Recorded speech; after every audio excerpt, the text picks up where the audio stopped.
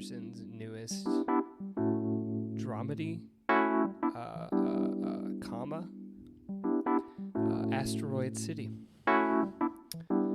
featuring an ensemble cast. And I'm going to list off all the names here. We've got Jason Schwartzman, Scarlett Johansson, Tom Hanks, Jeffrey Wright, Tilda Swinton, Bryan Cranston, Edward Norton, Adrien Brody, Liev Schreiber, Hope Davis, Steve Park, Rupert Friend, Maya Hawke, Steve Carell, Matt Dillon, Chau, Willem Dafoe, Margot Robbie, Tony Revolori, Jake Ryan, and Jeff Goldblum makes an appearance. This film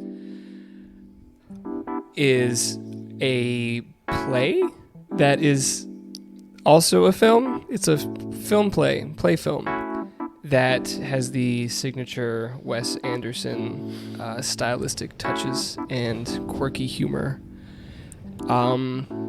It is going to be talked about by us. Amazing. I love it. Well, during the time when it's talked about by us, we're going to ask a question. Yeah. And that question, Zach, is, but is Asteroid City good? We're going to talk about that and find out. We're going to talk about it and find out. That's what we do here. Mm-hmm. We talk about things and find out about them. Yep. Research. Because we watched the movie to search, and now we're searching again with our conversation. So this is researching. We're like researching. Yeah. Profound. Ready? Yeah, I'm ready. And theme song in 3, 2, 1. But is it good podcast? Yeah.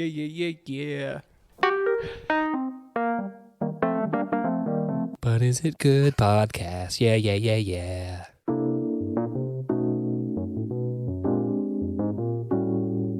All right. Hey, welcome. Hello. To the But Is It Good podcast. I am your host, Hunter Callahan. And I'm your host, Zach Olson.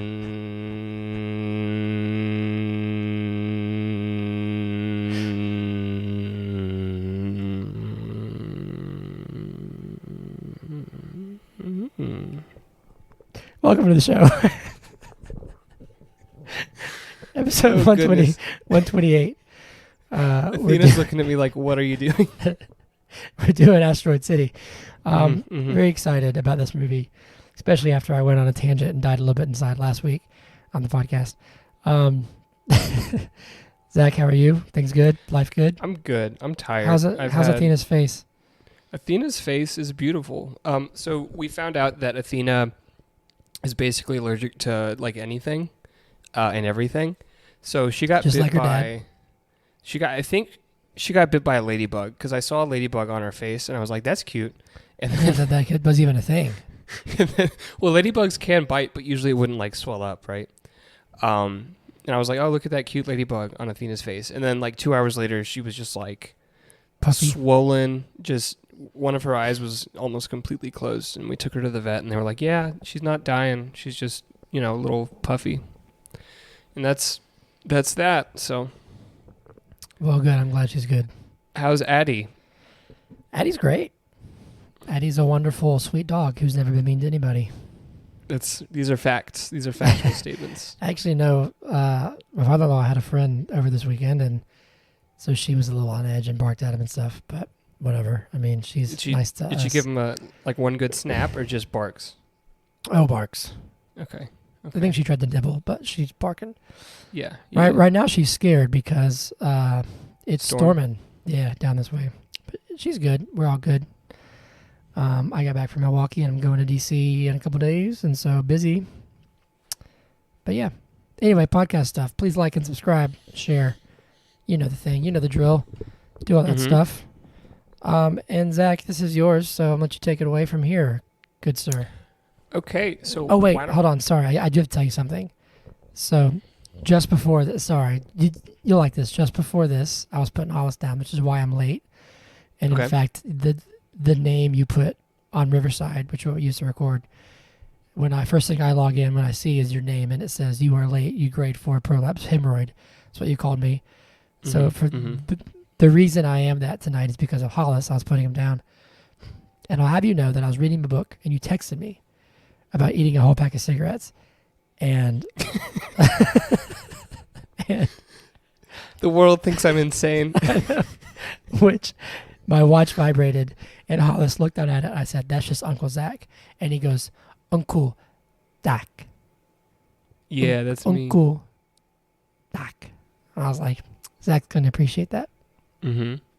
I do appreciate that. So Thanks, there you Hollis. go. Yeah, I'll tell him that you said thank you.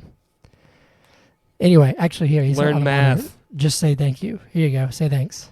Learn math. Okay. All right, take it away. Okay. So why don't we start by talking, like giving some spoiler-free first impressions about the movie. Why don't we start there, Hunter?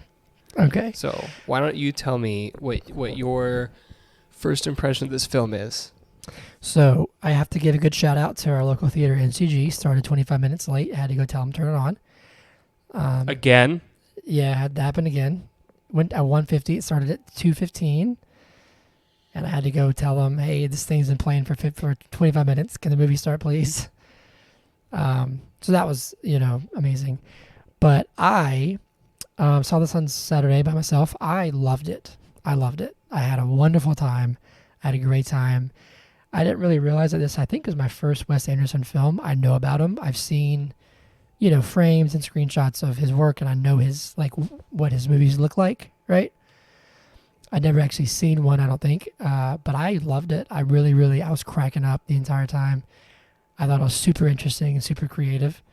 As soon as Bryan Cranston appeared, which we know he's in the movie, and we kind of realized how it was going to be shown to us, I guess, I was on board. So I really loved it. I thought the performances were great.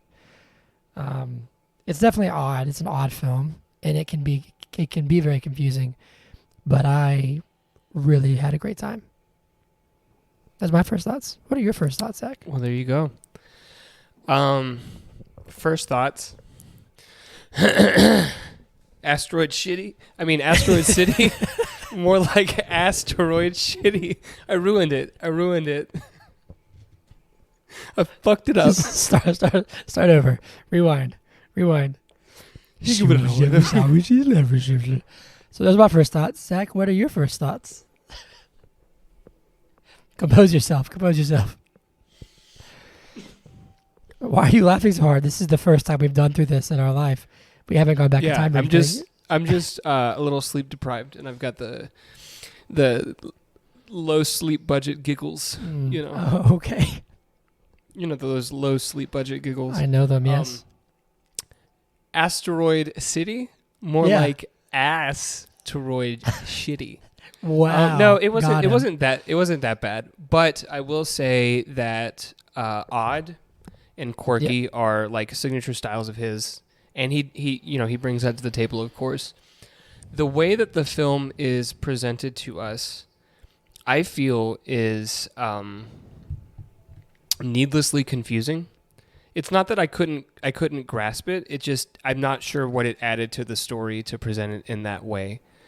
And we can talk about that as we dive into the plot of the film. But I'm just not sure you got it. Okay. Well, yeah. No, I'm just kidding. We'll discuss that, and maybe if I get it, my opinion of the film will be changed throughout this conversation. And if that happened, that'd be a good thing. So, I'm not opposed to that. I'm not gonna just draw a line in the sand like I did with The Flash, because The Flash was ass. More like flass. It's the flat. More like flaccid. Flaccid? You just say flaccid. Oh my God, get out of here. Breathe, Zach. Oh man. All right. Is that it? Is that the end of your first impressions? Yeah. I'll say that I was not on board at all until one pretty major event happened. And at that point, I was like, okay, I think I can get on board with this at this point. Interesting. Okay. So, and I think you know what happens, but I do know what happens in the movie. Yeah, it's the end of Act 1 of the play. Oh, okay, yeah. Okay, I got you. I think I got you. All right, cool. Well, let's dive in, I guess. Shall we just jump right in? Hold on. Put on your spoiler cap. Oh, wait, we have to do movie. Okay. Well, yeah, but we need to put the spoiler cap on before we do movie in a minute, because the movie in a minute is going to be filled with spoilers. It's on. So if you dive into spoilers, you need your spoiler cap on. I got it. Can you not see it? Yeah, I can. Okay. Got it? This is your turn, right, to do movie in a minute? Oh, yeah. Let me get a timer. Movie in a minute. Zach's going to talk about a city called Asteroid City. It's going to talk about the movie in just 60 seconds. Will All right, it be I'm good? ready. Who knows? Let's find out. I'm ready when you are. I don't have to do anything for this, so I'm always ready. All right, this is Asteroid Shitty. Movie in a minute. In 3, 2, 1, go. So the setup is that this is a play put on. So we have a color side of the movie that is like the events of the play, like acted out, and then we have the black and white side that is like exposition about the creation of the play and like the interactions between the actors and all the different people that were involved in the making of the play. So we have Augie, and his wife died 3 weeks ago. He hasn't told his kids. His father-in-law hates him. Good Lord, there's only 30 seconds left. Anyways, there's a fucking asteroid. There's these smart kids. They're brought there to get a scholarship because they make like futuristic shit, even though it's like 1955. An alien comes down and grabs the asteroid and goes back up. He just like inventories it and then brings it back. Anyways, Scarlett Johansson and the main guy have sex at one point, and a bunch of shit happens, and it's just like there's laser beams and they're going pew pew, and then at the end everyone says, if you don't eat your meat you can't have any pudding or something. And then that's the end of the movie. How was that? I love it. Okay. I love it. How can you have your pudding if you don't eat your meat? Yeah. What's funny is that I literally said that phrase tonight at dinner. Did you? Yeah, we were at dinner at my parents' house, and they were having ribs, and Hollis was eating it, and I think Hannah said, "Hey, Hollis, make sure you eat some more of your meat." And my dad was like, "You can't have any pudding if you don't eat your meat." And I said, "How can you have any pudding if you don't eat your meat?" That's right. That is correct. That's amazing. Great job. Amazing. That was literally every scene of the entire movie in 60 seconds. Incredible. That was all of it, right? The entire thing. Yeah, so I kind of want to just hear your thoughts about this. So you did not like the like play. So we're watching a documentary about a play being written and made, while also simultaneously seeing the play presented as a movie, though. Correct. You didn't like that? And well, so the documentary about the play is, I mean, it's fine, but what does it add to the plot, Hunter? I want to ask you because that's my contention, is that I'm not sure what it adds. It just seems like it was an onion. It was layers. Oh my God, this isn't Shrek. This doesn't touch Shrek with a 10-foot pole. Okay. What? But it to me, all it serves to do is provide more space for more white people to be in it. Like you get Jeff Goldblum, and you add in who else? So Bryan Cranston was in the black and white bits. Adrien Brody, Margot Robbie, like Edward all Norton. these people are just like ancillary roles added in the creation of part. Well, actually, technically, all of them kind of make an appearance. Sure. In the black and white as like the actors. Well, playing, yeah. But I'm talking about just the ones that are only in those scenes, right? Which is They're mainly not like part Edward of the Norton, play yeah. itself. Edward Norton was the playwright or whatever it is. Now, it did create, some funny little comedic moments, like when they're in, the color, and they're having this conversation. It's very quick, like back and forth, like dialogue, right?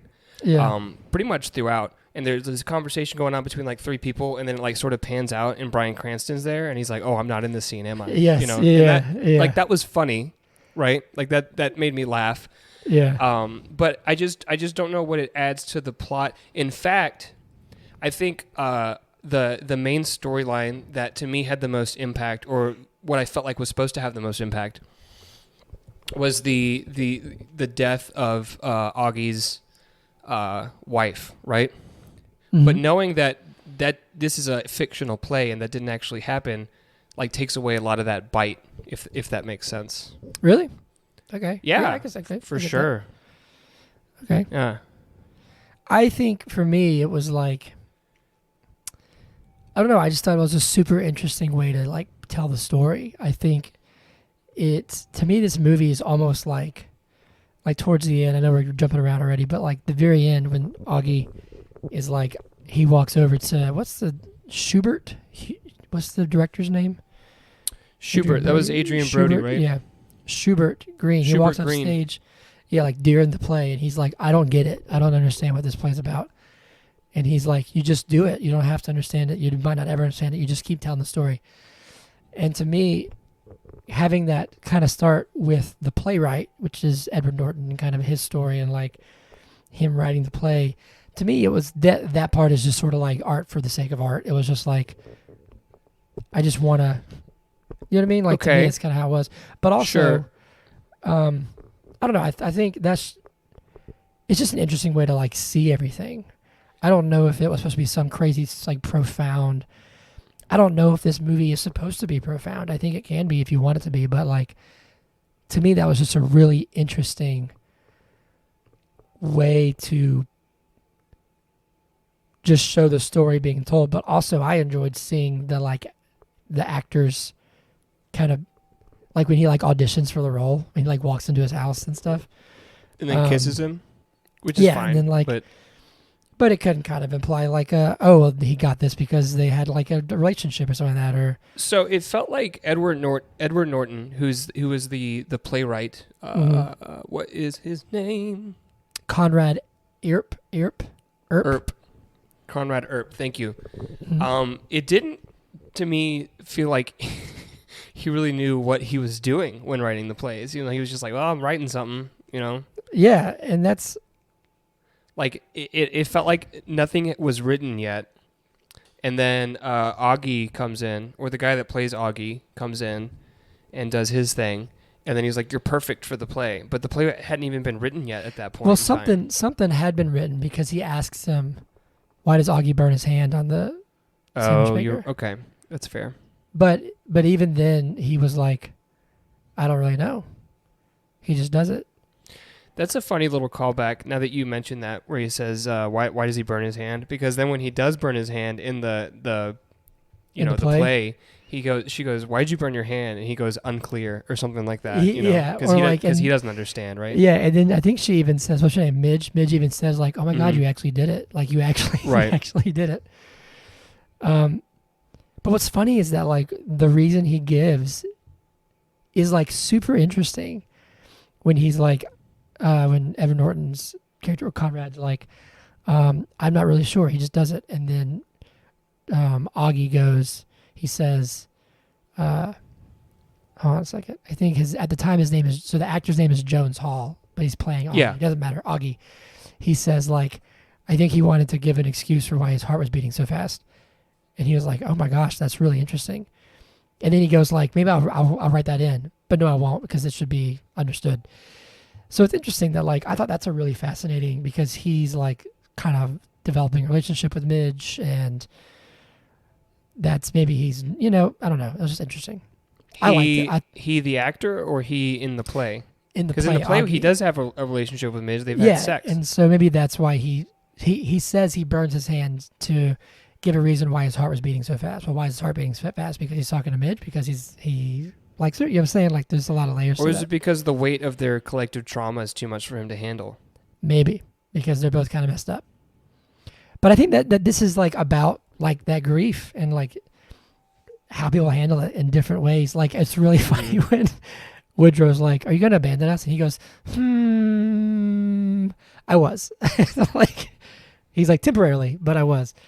Mm-hmm. And then there's a line that's really heavy, and it's like he throws in these really profound lines kind of on a whim in the midst of like comedic interactions.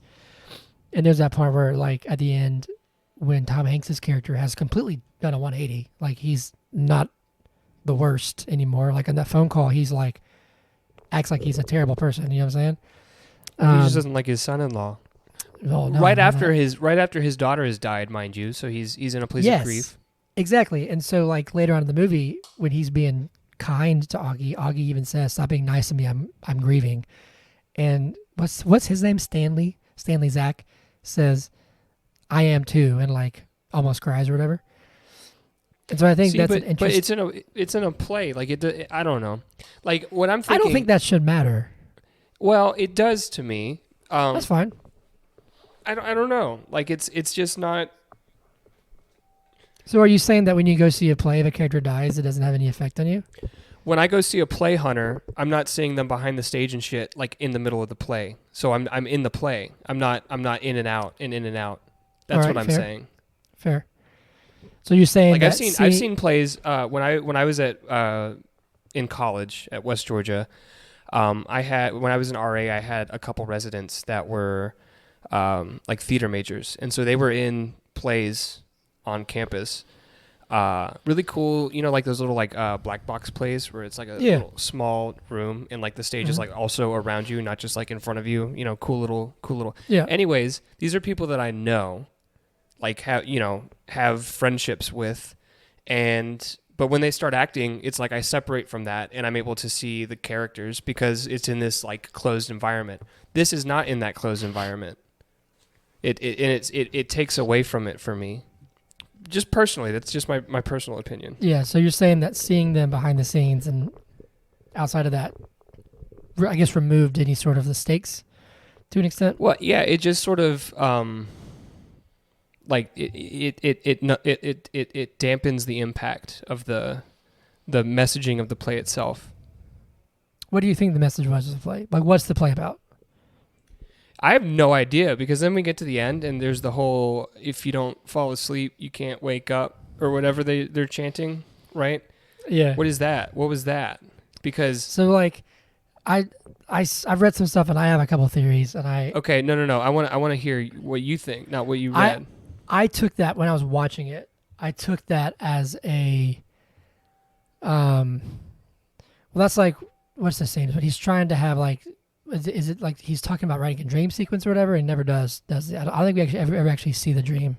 He talks about because it. The dream gets cut out. That's what Margot Robbie, her character is there to. That's like, right.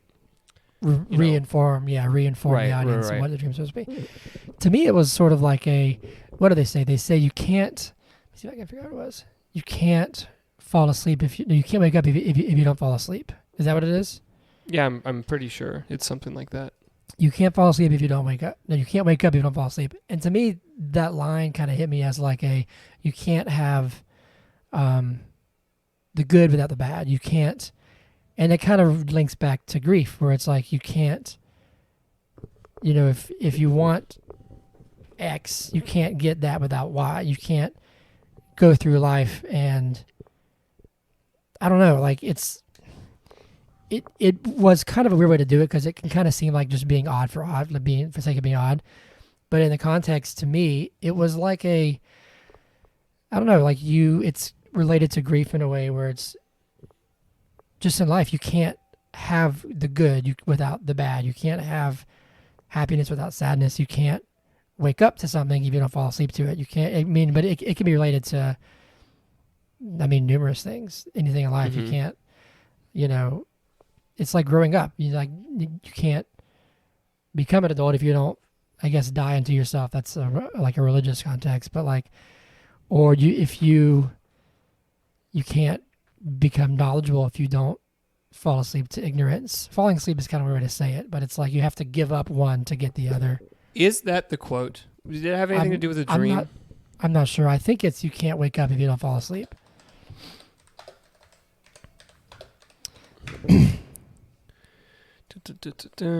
Asteroid. Are you looking it up? Shitty You can't wake up if you don't go to sleep.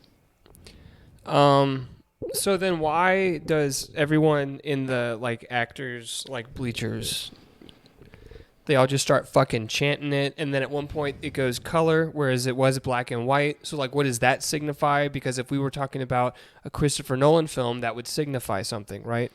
Yeah. So like, what is it?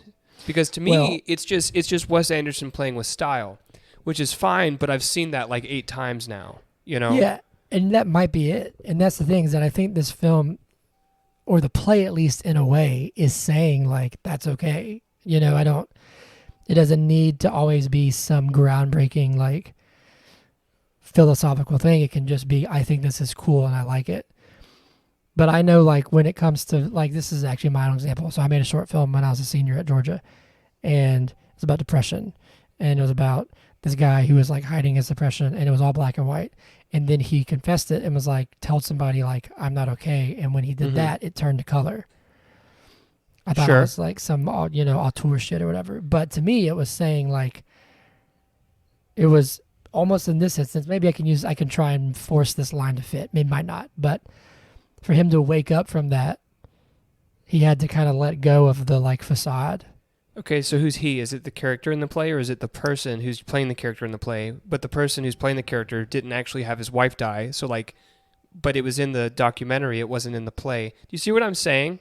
Like, if it was in the movie itself, or like in the play itself, it would make more sense. But this is the actor just like sitting up in the bleachers while the Willem Dafoe, as like the acting coach, is trying to get the audience to help him write the play because the playwright can't write it himself. You see what I'm saying? Like, it just sort of like takes away from it for me. Like it doesn't really fit. Because yes, if Augie in the play came to that realization, and like the play ends, or like maybe the end of Act 3 before the epilogue, with all the characters in the play saying that would be weird, but that's something that would happen in a play, right? Like if you go see a play, maybe something weird like that can happen. But this wasn't in the play. This was like in the real life documentary shit. Yeah, I understand that, and I can see how that would be like. And it's not confusing. That I don't get it; it's that I don't see why it was done, which I guess it means I don't fucking get it. But I'm trying to read about it. I feel like I get it, and it just wasn't that good. If that makes sense. I loved it. I absolutely loved it. But also, you haven't seen any other Wes Anderson films? I don't think so. I'm not trying to. Well, let me list them off for you. And I'm not trying to say like if you've seen other ones, you know, blah blah. But no, I do think looked them up, okay. And I recognize a lot of the titles, but I don't think I've ever actually seen them. Okay. I think that if you watched any of his earlier films, or shoot, even like Isle of Dogs or Grand Budapest Hotel, and you saw what he does, you would... I don't want... You would see that he does it better in those films. Is it better or is it just different though? You know what I mean? Like I actually would like to watch some both. Of them.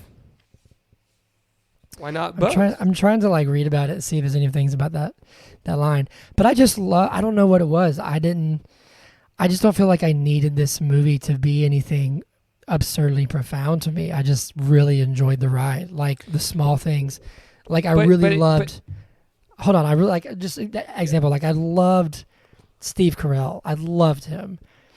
Every single thing, he'd be like, "Of course I understand." Like it just like for some reason I just thought it was hilarious. I thought it was just really, really great. But it opened up with the appearance of one of those plays that is going to like really hit you hard with something profound.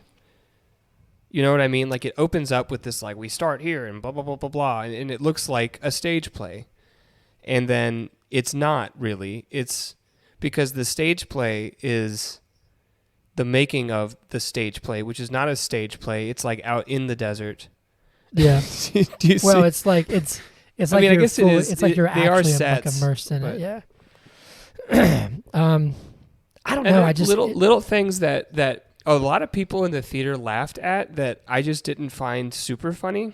Like what? the ramp that wasn't complete, but it also didn't really go anywhere. I thought that was amazing. Why? I just see those kind of things. It's just like, sure, it just creates this really strange world, man. Or like where you can buy land out of a vending machine. You know what I'm saying? Okay. Like, and Steve Carell's like, yeah, of course, like that's how we do it. And it's just like, oh, okay, I guess, sick, that's awesome.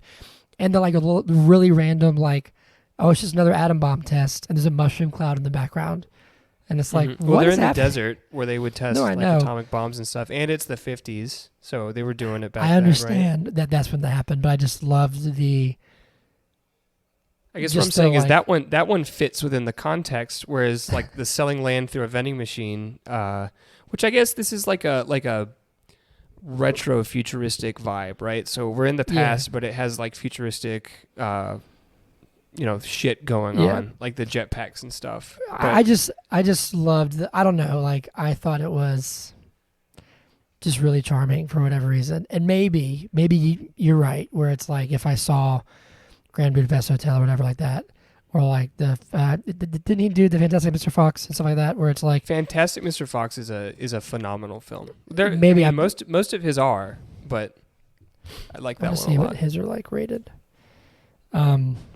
But I also thought the performances were super good. Like I thought Midge and Augie were like really compelling. I also really loved the kids, like that whole crew, which was to me about like being an outsider and kind of finding your home, finding your people.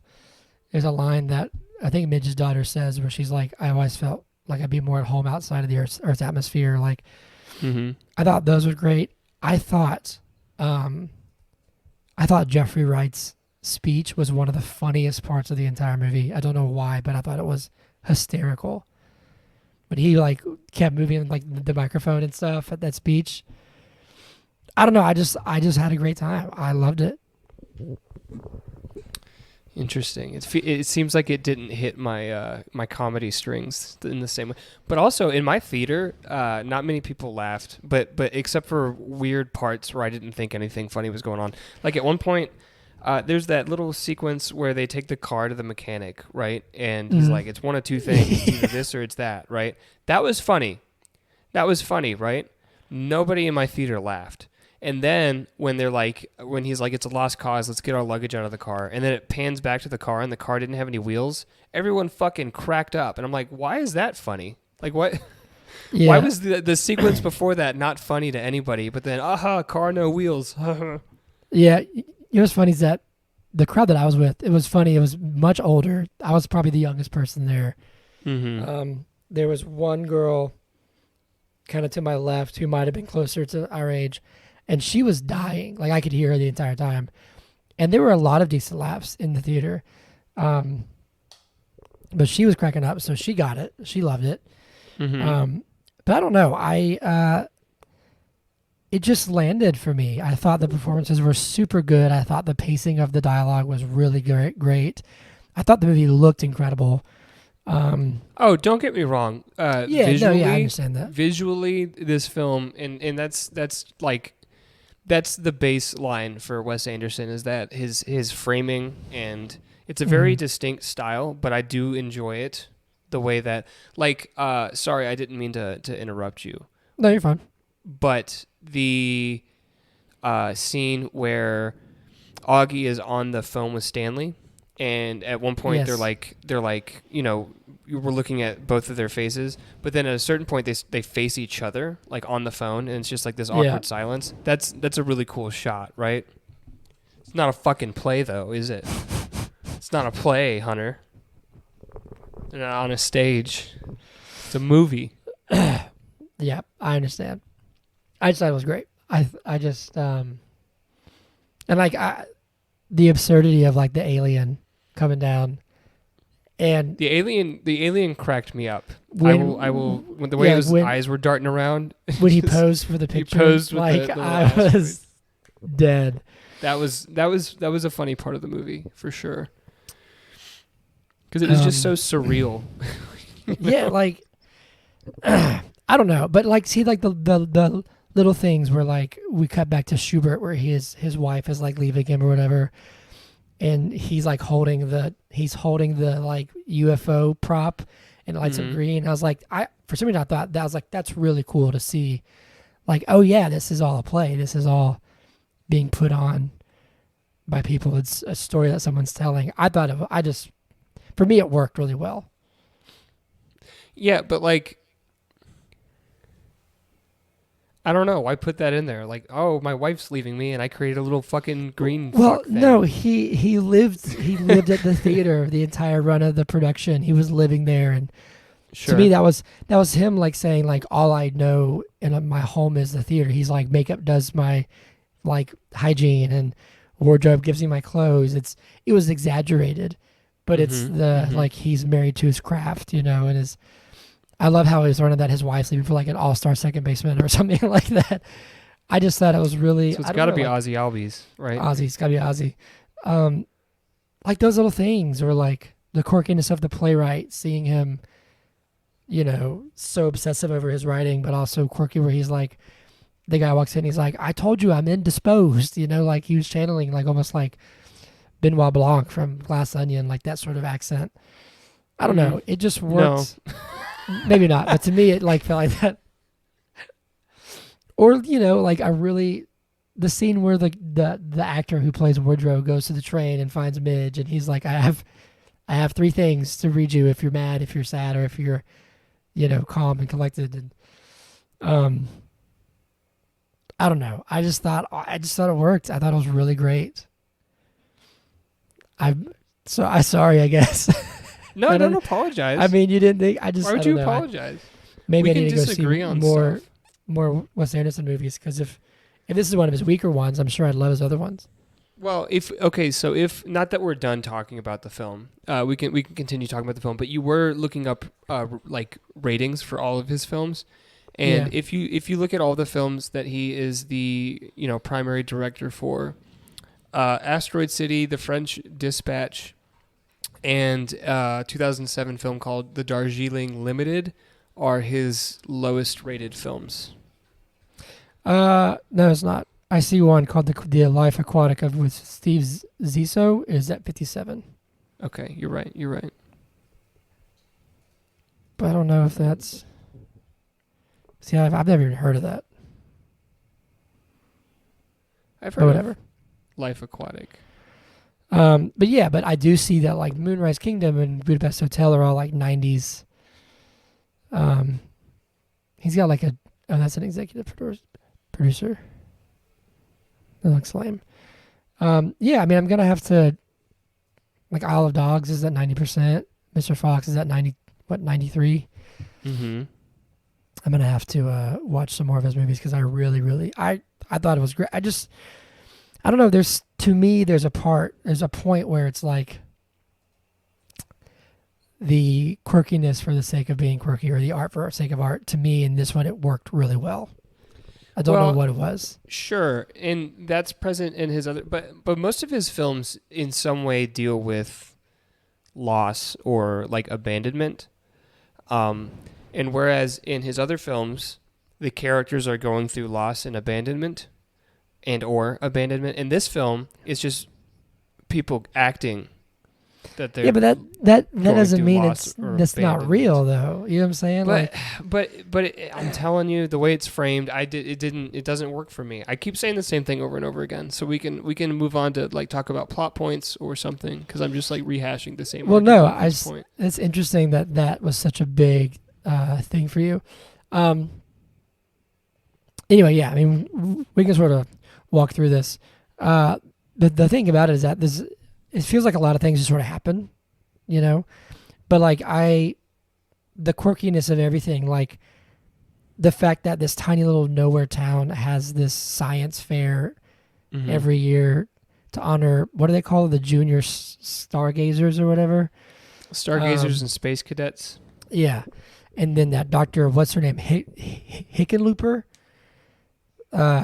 Like just that that like the U.S. Army has a general there, which is Jeffrey Wright, and that whole premise to me, I was like, I'm in, But I think the most emotional part of the story for me was Woodrow, and kind of him finding his sort of people, and I really loved with that scene where they were sitting down on the ground doing the name game or whatever. And they'd all pick like the most absurd names and they have to remember all of them, you know? And there's a scene where there's a part where I think one of them say like, you know, I'm not sure if we should do this because this could go on forever with people like us. And one of the girls says like, no, that's fine. No one at my school will play this game with me. So I think those little moments are really emotional. I think they're really good to be like, these people finally found their little home, you know? In the I play. thought it was good. Oh my God. Which wasn't actually a play because it was... That doesn't mean movie. it wasn't real. Oh, goodness. So hold on. This whole thing for you, the linchpin is the fact that because it's a play, the emotions are diminished? Is that what it is? No. Because we're pulled in and out of play in like documentary about play. Well, yes. Yeah, but that's... So for you, it diminishes all of it. everything. Yeah. What? Yeah, it really does. I don't think so at all. Like, okay, let me ask you this. Okay. Take the documentary out. We just have the colorized play on a stage in front of you. Is it compelling to you? I think so. Or is it compelling because of the direct, like the documentary stuff that's interspersed in between where you get that extra context? Because to me, if I think about the play, I don't think it would be that interesting. It's like super dry and like it's a little quirky, but they wouldn't be able to perform it that way, right? It's true. I don't know, Hunter. It took me out. It's actually an impossible play the way that we see it. Sure. Obviously, it would be very different. Right, so it's an interesting choice to make that they didn't say like this guy wrote a movie and then they made this movie. It's a play. It's a play. Yeah, but I think I really enjoyed.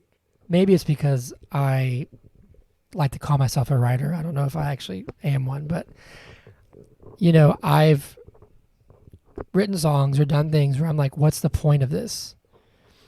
And I think it's incredibly interesting and incredibly rewarding for an artist to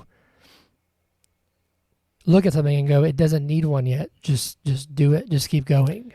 Do you think that's what he's saying? That's literally what Schubert says to, what's his name? Jones? What's his name? Do you think that's the end-all, be-all message? I think it can be if you want it to be, yeah. Then why wasn't it like why does so much happen after that point that's like not really related to that message?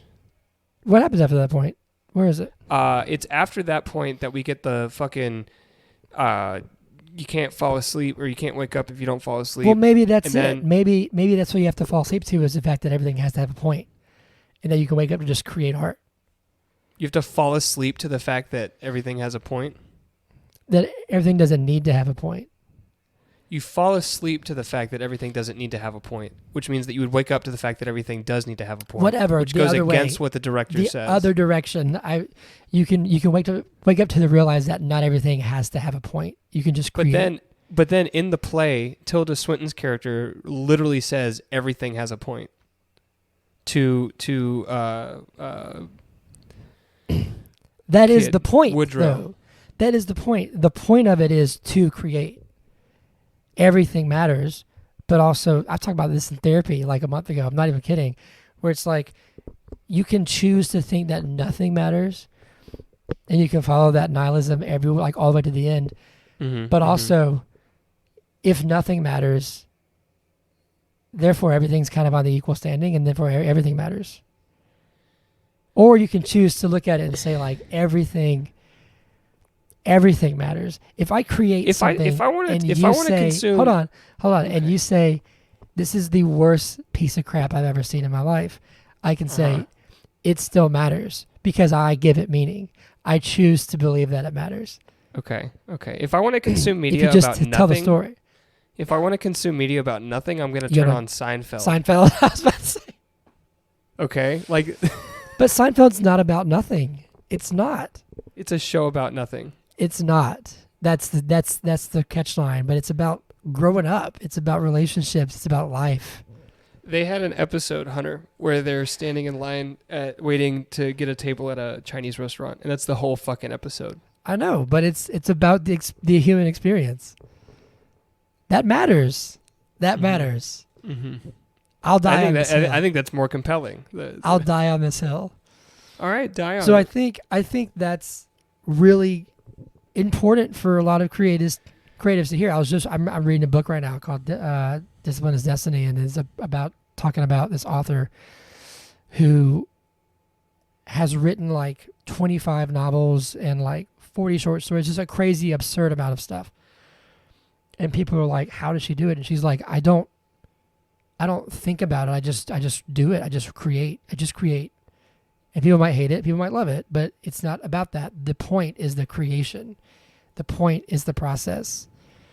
This might have just been an exercise for Wes Anderson, just like Tenet might have been a brain exercise for Christopher Nolan.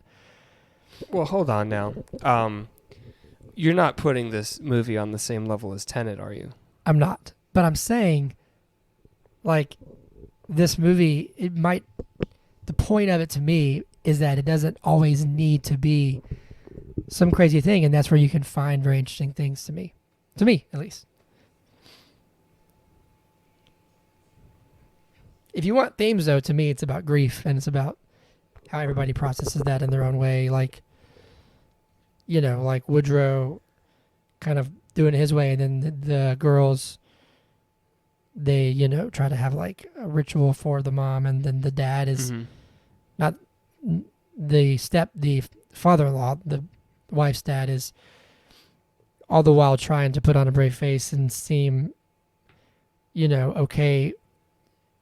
And then meanwhile, his daughter's in Tupperware being buried in the middle of the desert. And that can't be easy. She's into Tupperware being buried? she's in Tupperware being married and she's being buried in the middle of the desert. And no one stops to think, well, this was his daughter. What did he want for her? Well,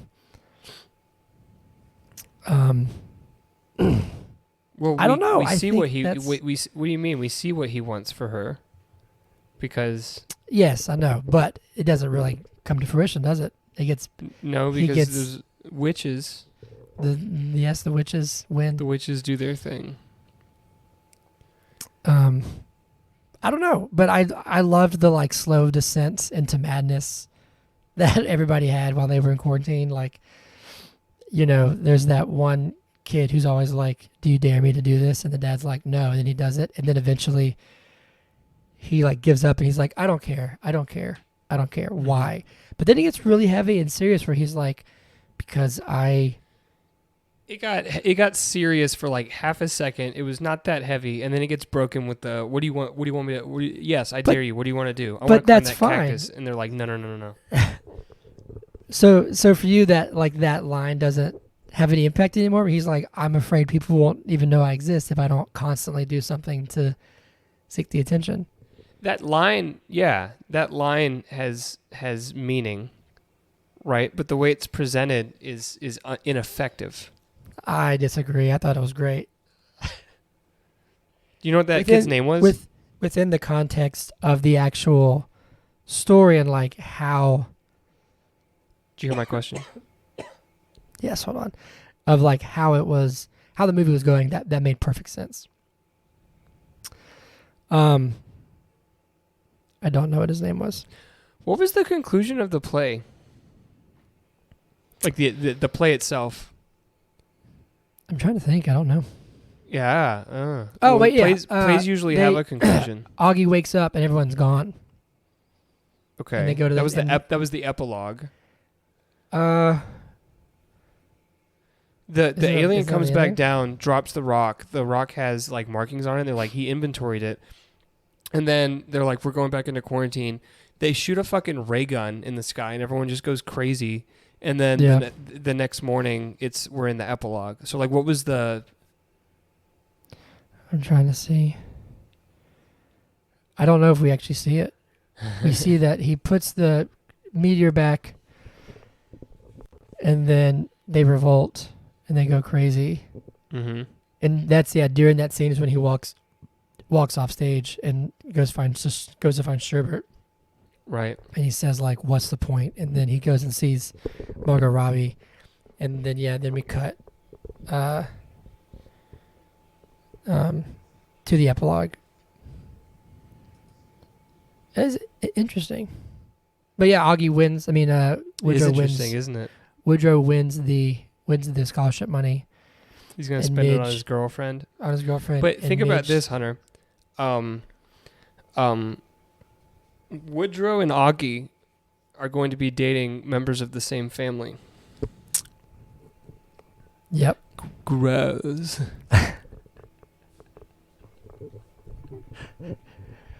It's just a play.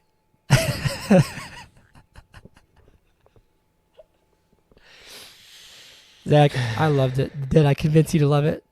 No. No, you did not. Oh, man. Oh, well. I thought it was fantastic. I had a great time. But then, like, Conrad dies in a car crash, and it's like... But that's just like a fucking one-off line. Like, for a movie that's about grief, do we see any grief on anyone's face when that happens? Or are they just like, Conrad died during the making of the blah, blah, blah? It's just a sad story. He created this thing, though. That's where it's like, he created this shitty play. It's just like random shit happening. It's like he did acid and wrote that play in like 45 minutes. You know? Hey, man, some of the best songs in the world. And then they create this whole documentary about this shitty play. Like, the play wasn't shitty. It was great. Have you seen a play? I've seen plenty of plays. I've been in plays. Have you ever seen a play? I've seen plays at the Fox. I was usually in a play. They have like a conclusion and there's something called like a story arc where the events I'm sure that the events are connected to one another in one way or another. Even if it's convoluted and it doesn't make sense at first, usually it comes together at the end in a way that's satisfying and that conveys a message to the viewer of the play who has paid money to be there. This play was just random fucking events. But the way that we view this story, you have to see everything, not just the play, to have a conclusive arc. Right. So the play sucks, and why would they create a documentary about a shit? Like, why would you? That'd be like if the Beatles sucked, and we needed the documentaries about them to be able to appreciate their music. I'm gonna quote a line from one of the greatest films ever made, and the line is, "Sometimes there's not always a solution. Sometimes you just have to let go." It's copyright The Flash, 2023.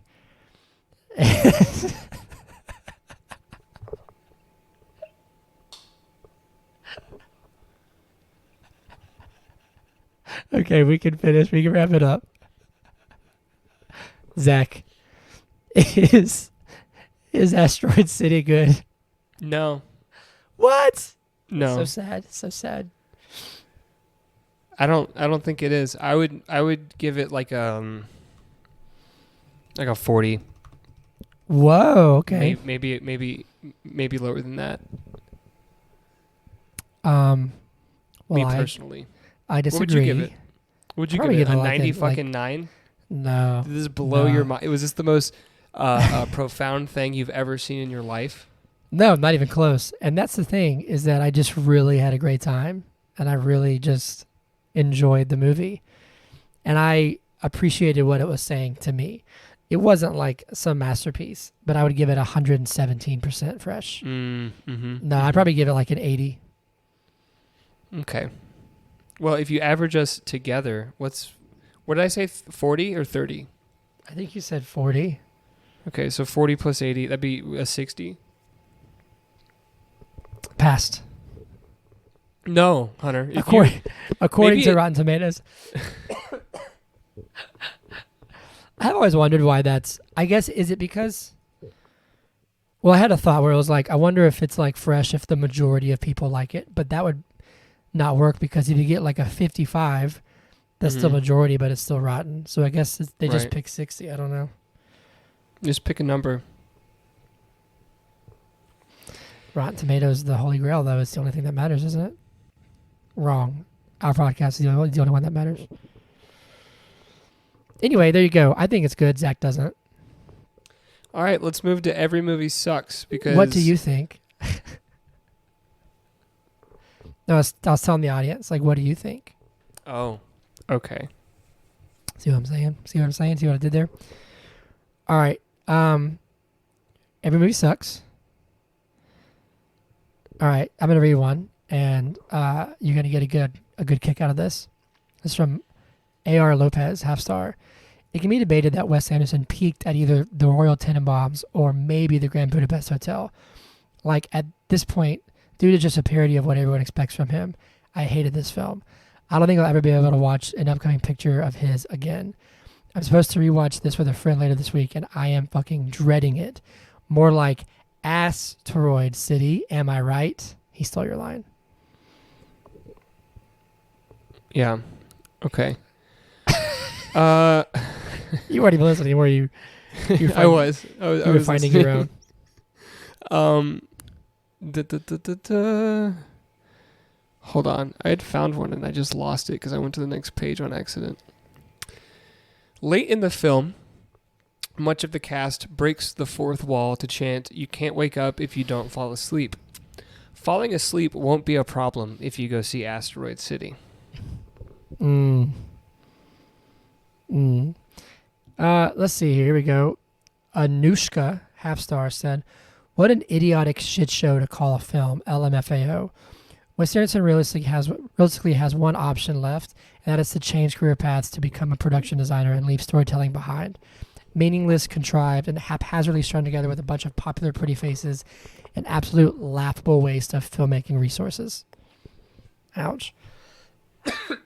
Sorry, can I dip back in real quick just for a second? Yeah. Just like dip my feet back in the pool for a minute and say that you said that the performances were very compelling to you. Almost everybody in the play itself showed no emotion throughout. Like, that's not true. I don't think about that. It is true. I don't think so. When Chick is saying, "I feel more at home," I feel like I would feel more at home outside of Earth's atmosphere. Straight face, and then her boyfriend, can't remember his name, is Woodrow. Like, I feel the same way, and just fucking straight face. Every time that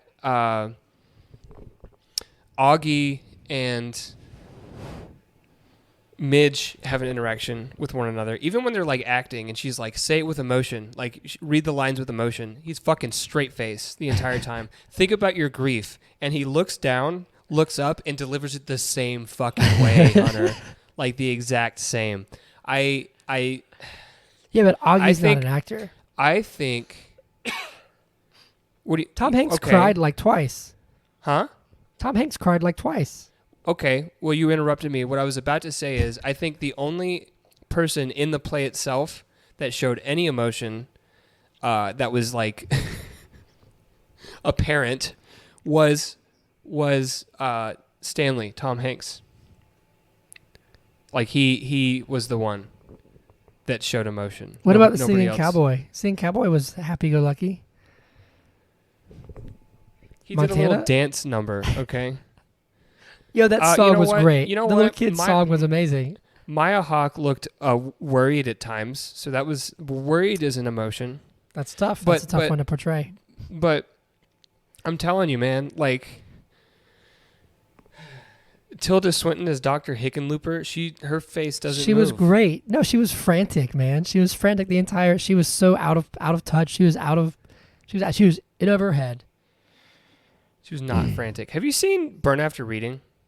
No. Have you seen any other movie with Tilda Swinton in it? Do you know how her face moves when she's showing emotion? Yes. I've seen Doctor Strange. Does she play the bald person? The bald person? What's the name? Ancient One or whatever. I see where you're coming from, but I reject. Do you know what's really funny about that example? What? She's like this completely zen monk that shows no emotion in that movie. Like, that's her character, Hunter. The example you gave was a movie in which she shows zero emotion. Okay, we can go back into that's amazing. To Every Movie Sucks. It's your turn. Jaden says, Despite great acting performances, Asteroid City left me feeling disappointed. The film's characters show no emotions, which distracts from the story's potential impact. Although the plot initially seems straightforward, the film becomes disjointed and out of sync, making it challenging to comprehend. While the movie contains some humorous moments, these seem unintentional. I got one more. I just thought this was funny. Top Spur said, if I was dying and the Make-A-Wish charity came along and said seeing this film was an option, I'd unplug my ventilator. Good God.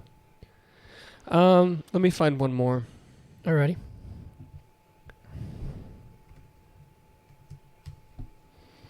Zach's gonna find one more. Zach's gonna find one more. Yes, he is. Yes, he is. Yes, he is. Ooh, I'm not gonna... Sorry, I read one that was not very nice. Like, not very nice at all. Well, are you going to read one? Okay, here's Matthew Koo. I slept through it, and then I woke up. You can't wake up if you don't fall asleep. Well, I guess that's the point, is to fall There asleep you during go. this movie. I need to... What the heck? I'm trying to find Hashtag Scorsese was right. Wait, what does that mean? What does Scorsese say about it? Well, my assumption is that they're talking about like cinema versus content. Oh. He's saying that this is just content. I see. You can I'm going to keep reading until you're ready. You can polish good. a I'm ready. turd. You can polish a turd, but at the end of the day, it's still a turd. Top 2 worst movies I've ever seen, and probably not number 2. This movie gave us a ScarJo dump out, and I wouldn't even watch this movie back to see that again. It's that bad. What's a dump out? Is that... I don't know what that means. Is that like what, a nude scene or whatever? Yeah, maybe. I don't That's know. all I can think. Okay, interesting. Well, very funny. Time for shindigs? I don't have anything. I'm trying to look up some stuff real fast. Is that how you show emotion? You just say, very funny. Yeah, I'm showing so much emotion right now. That was amusing. I don't really have any news. Except for Elementals and The Flash are crashing hard at the box office. Oh, wait, there's a new trailer for Ethan Cohen's new comedy film. I think it's comedy. Drive Away Dolls. Mm-hmm. It looks like it has Pedro Pascal, Matt Damon. I had the cast list somewhere, but I lost it. Apparently, what's it called? Secret Wars is like, fine. And then I watched Extraction 2, and it was like, this is a very generic action movie. It was a little much. But I wanted to actually look up the numbers real quick because the big headline is that The Flash is tanking hard. Right. It has only done, as of this, this is Sunday night, it has done $87 million at the box office domestically. Mm-hmm. And worldwide, the total is 210. What was the cost to make the film? Oh, the budget was 300? like 200, but if you count into the marketing, which was a lot, it's got to be at least 300. So it's got to make probably 400 or so to break even or have any sort of profit. I heard a rumor that it needs to make around what the Batman made to get a sequel, and that'd be like 800, and it does not look like it's going to do that. That's not going to happen. They're offering buy one, get one free tickets. Yeah, that's hilarious. Fandango. And I like the movie, but that's hilarious. I think this movie it's a miracle that even got put in theaters. It was dead from the beginning. What were you going to say? I don't think I've ever seen a movie have a buy one, get one special. I don't think ever. I have either. Unfortunately, that just reeks of desperation. Well, what would that Also, do? That's not going to help the box office, isn't it? Right. That's what I'm saying. Like, what would that do? Unless the theater is like, if you do this, we'll like pay for part of those tickets to get people. Well, in the theater what's interesting is or that something. This summer there's been a really interesting trend, and this is not really news. I don't have any news. Sorry, I've slacked this week. Like Fast X was in theaters for like 3 weeks. It did terrible. Elementals is doing bad. Apparently it's getting a little better, but it's doing pretty rough. I think Transformers didn't do great, and then like Little Mermaid also bombed, and now Flash bombed. So it's like, are people just tired of it? Because Spider-Verse is doing really good, I think. What's Spider-Verse's box office? Across the Spider-Verse. Oh, I know the news. We got a trailer for Craven. I didn't watch it. Cool. Yeah, Spider-Verse has gotten, it's 560 right now, 560 million. So, who knows? It's not that people aren't going to see movies, because there have been commercial successes this year, but yeah, it's this IP stuff. Box office. I wonder how, because we're doing Indiana Jones. Is that next week? I think so. Yeah, because that comes out June 30th. Indiana Jones 5. Let me see. Oh, that's fresh now. Wow, it's gone up. That comes out June 30th. So yeah, that's next week. I wonder how that's going to do. Do you know what the number one? No, that can't be. Is that just domestic? Oh, wait a second. Do you know what the biggest grossing movie of the year is, apparently? Let me think. Give me a second. Biggest grossing movie of the year thus far, 2023. Are you Googling it? No, I'm looking at the movies that we've reviewed to see if I can jog my memory about what's come out this year. We haven't reviewed this one. Statistic. We haven't reviewed this one? No. Okay, it's going to be like Little Mermaid. Super Mario Bros. Oh yeah, I should have gotten that. Yeah, that and that this made is, close to $1 billion, right? This is domestic. Let me do worldwide. Yep, it did make $1 billion, 1.3 billion. Number two is Guardians 3. Oh, wait a second. That's wild. Fast X actually did 600, almost 700 million. Yeah, weren't you saying that it bombed earlier? Well, its window was like super short. It's like already direct to streaming. Right. That's interesting. Little Mermaid. People like movies with a point, Hunter. Has made almost 500. Quantumania did less than 5. John Wick. Transformers didn't even break 4. The Flash is at 210. You missed my I heard what you joke. said. I heard what you said. Air didn't even do 100. Cocaine. This is interesting. Well, there you go. Air didn't even do 100 cocaine? Cocaine Bear and Air. Cocaine Bear and Air did 80, 87, and 89, respectively. Cocaine Bear almost made as much as Air? Yeah. Guardians did 800. Oh, wow. Fast X did less than 200 domestically, but did worldwide. It was almost 7. So almost 600 million. Anyway, we can go on about this forever. Zach, do us some Braves minute. Oh, yeah. So the Braves kicked butt this week. We have the least losses in Major League Baseball. Okay. Matt Olson is tied for the lead in home runs and RBIs. He's no longer first place in strikeouts. Did he get past, or is he tied? I saw he was tied for first in home runs, in strikeouts. Oh, I think he's been passed. Keep going. The Braves are playing good baseball and stuff. Matt Olson is now third in strikeouts, so he is no longer first. Look at that. We had an electric weekend series against the Reds. Oh, man, they were serious. Yeah, that was really back and forth. Snicker said that it was exhausting and he never wants to do that again. Yeah. Which is crazy. The Reds came alive, man. They're one of the best teams right now. That De La Cruz guy is nuts. That De La Cruz guy. You'll know his name soon. Isn't it Ellie De La Cruz? There you go. Yeah, he's a phenom for sure. Yep. He's excellent. Joey Votto said in an interview, post-game interview, I think last night, that his favorite MLB player, do you know who his favorite MLB player is? No. It's Ronald Acuna Jr. Is it really? That's awesome. Yeah.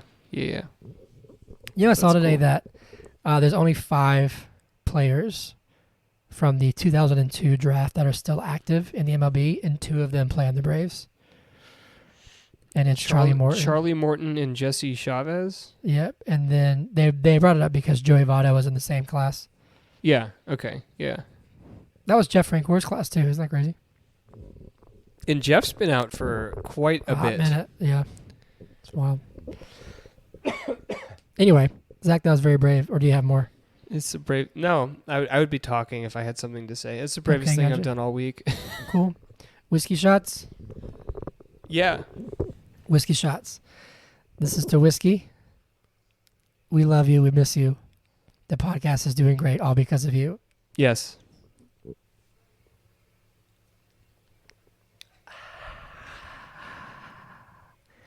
All right, Zach, where can they find us? You can find us on Twitter at BIIG Podcast. You can email us at biigpodcast@gmail.com. You can follow us on Instagram, YouTube, TikTok at That's it. But Is It Good Podcast. And if you want to follow us individually, you can follow me at Hunter Callahan Music. You can follow Zach at Zach with an H, to the number, THA, future.31. Say hello, all that kind of stuff. What do you think of Asteroid City? And we're going to be announcing July's schedule this weekend. The first movie is Indiana Jones and the Dial of Destiny. I think we're going to do some Mission Impossible. We're going to do some Barbie, some Oppenheimer. How many Mondays are there in July? How many Mondays are there in July, motherfucker? There's 1, 2, 3, 4, 5. Okay, sick. Cool. All right. Well, right on, my friends. Okay, that's all we got. Anything else? You good? I'm good. Go Braves. Go Braves. Bye. But Is It Good Podcast? Yeah.